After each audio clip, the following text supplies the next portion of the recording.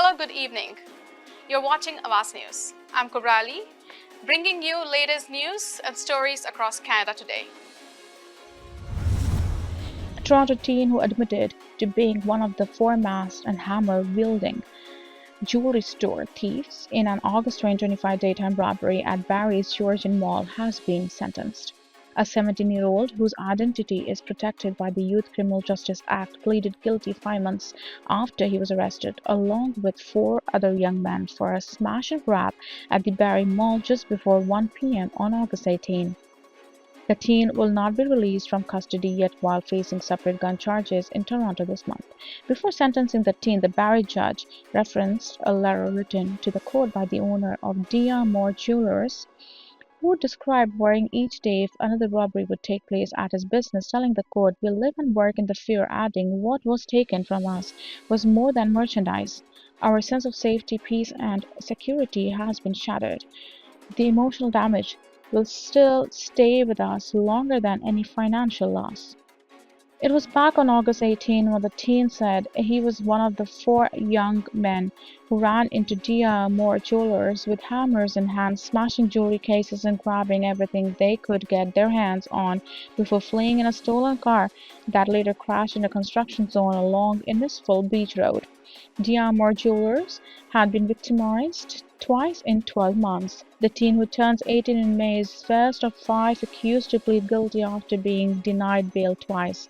Two of his co-accused, Ahmed Al-Say, 22, and Jazzy Smith, 19, remain behind the bars. Al-Say, the only man from Barrie, had been working as a mechanic in weeks prior to the jewelry store robbery. Two youths, who are now 17 and 18, were bailed out by loved ones, including one young man police said was found with a gun on him when he was arrested. The court heard the youth had a terrible upbringing that included his mother dying at a young age and being abused by his uncle. The youth said he'd fallen with the wrong crowd. Given enhanced credit of 9 months for pre-sentence custody, the teen will be placed on probation for 2 years, including curfew. He's also barred from visiting the Georgian Mall.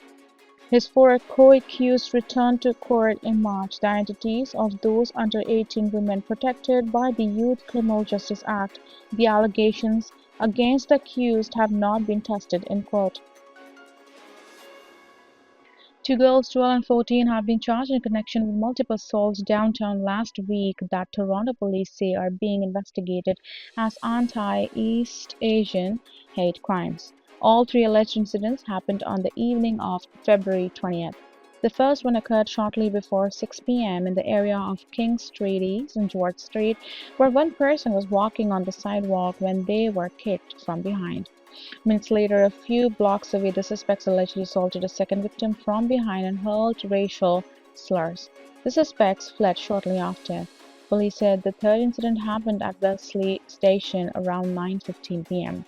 A third victim was an escalator when they were struck in the head, police said. Investigators believe the same two suspects were responsible for the attack. In a news release on Thursday, police said one suspect, a 14-year-old Toronto girl, was arrested on February 23rd and charged with 2 counts of assault. The other suspect, 12-year-old girl, was taken into custody on Wednesday and charged with 3 counts of assault. The suspects' identities cannot be released under the provisions of the Youth Criminal Justice Act. Ontario Premier Doug Ford took issue Thursday with a City of Toronto report that concluded it would take upwards of 13 years and cost $52 million to build speed bumps and other traffic calming measures in school zones. The recent report came after Ford banned automated speed cameras province-wide in the fall, saying they did not work and were nothing but a cash grab.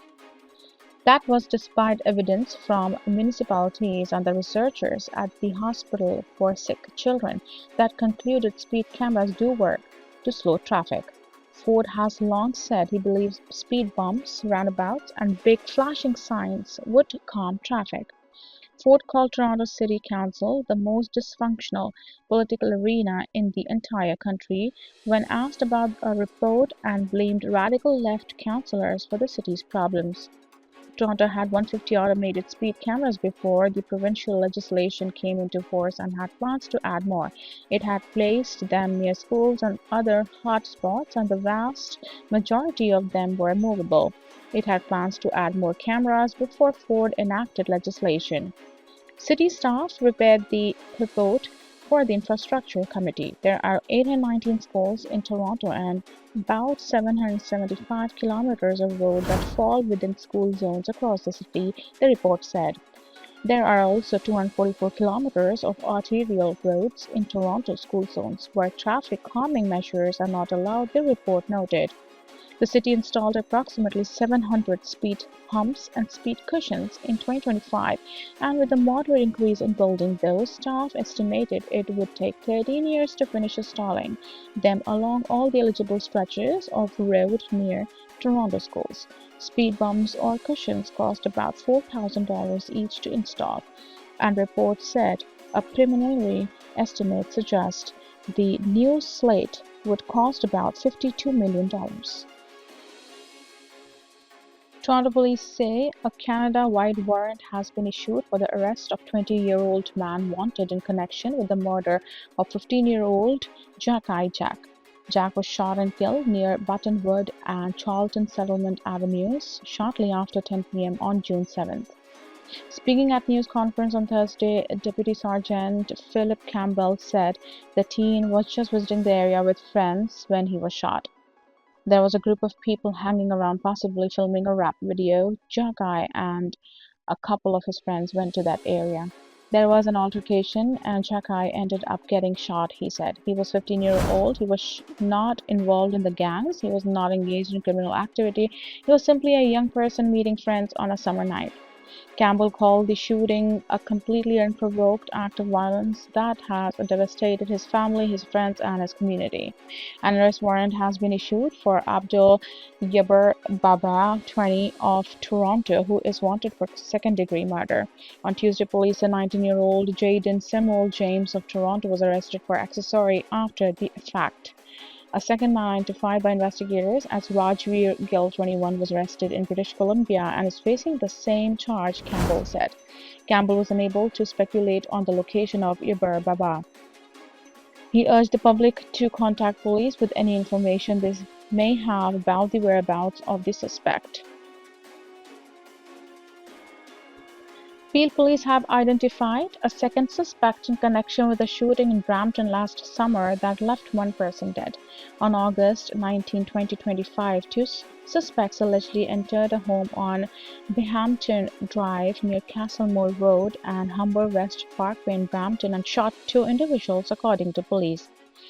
One man was pronounced dead at the scene, while a second was treated with gunshot wounds at the hospital and later released. In October, police arrested Dilpreet Singh, 24, of Brampton. He was charged with first-degree murder. Investigators have now identified a second suspect, 29-year-old Manpreet Singh, of no fixed address, is wanted on a Canada-wide warrant for first-degree murder and attempted murder with a firearm. Singh is described as 5'10" with a medium build, straight black hair, brown eyes, a full beard, and a right forearm tattoo reading Manasuk with a heart symbol in between the two words. Police say Singh may be armed and dangerous. If seen, call 911 immediately. Charges have been withdrawn against an Ontario man accused of assaulting an alleged home intruder last August in a case that attracted significant political attention. Kawartha Lakes police reported at the time that the man woke up in his Lindsay apartment in the middle of the night on August 18 to find an intruder. They said an altercation left the intruder seriously injured and requiring hospitalization. The resident Jeremy David McDonald was charged with aggravated assault and assault with a weapon after he confronted Michael Kyle Breen, who allegedly carried a crossbow as he broke into the apartment. Breen was charged with possession of weapon for a dangerous purpose, break and enter, and theft, mischief under $5,000, and failing to comply with probation. The case generated widespread internet, with Ontario Premier Doug Ford saying at the time that the decision to charge the apartment resident showed something is broken. The Crown said Thursday morning that police had reasonable and probable grounds to arrest and charge MacDonald at the time of the incident, but it has reviewed additional evidence in the case and requirements for the self-defense under the criminal code. When asked about the case Thursday, Ford said people who break into someone's home need to pay the price. Breen was also due in court Thursday to enter a plea, and the Crown said a joint submission on sentence was expected. But his lawyer, Charles Rock, didn't appear in court, and the case was put over until March 5th to set a new date for his plea. Kawartha Lakes Police Chief Kirk Robertson has previously said he recognizes the incident generated significant public interest and emotional responses, but he calls some of the reaction unjust and inaccurate. Robertson said in a statement last August that individuals have the right to defend themselves and their property, but the law requires that any defensive action be proportionate to the threat faced. Nearly a month after a woman died when her vehicle veered off a flyover ramp in Kitchener, her family is still searching for answers and accountability. Ewan Nguyen, 38, was on her way to work at Toyota in Cambridge on January 26 around 7:30 a.m. As she drove over the flyover ramp to go east on Highway 8, her SUV lost control and hit snow and ice that had been pushed against the barrier by plows. The vehicle went over the guardrail and fell to the road below. Nguyen's vehicle landed on its roof and she did not survive.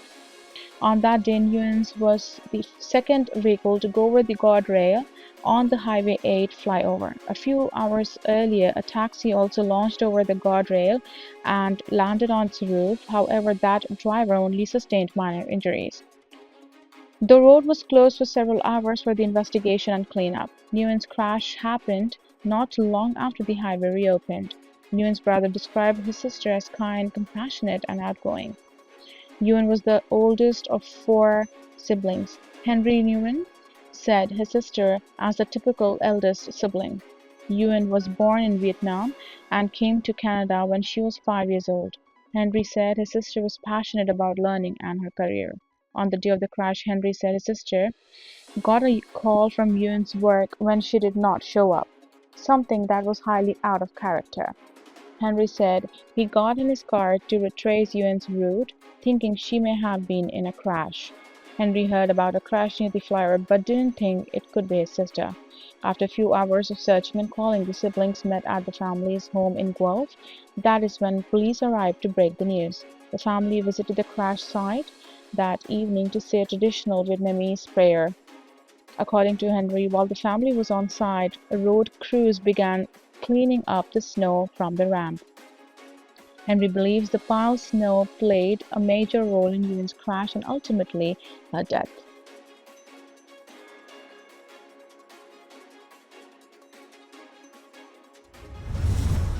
Thank you for watching Awaz News. I'm Kubrali. See you next time.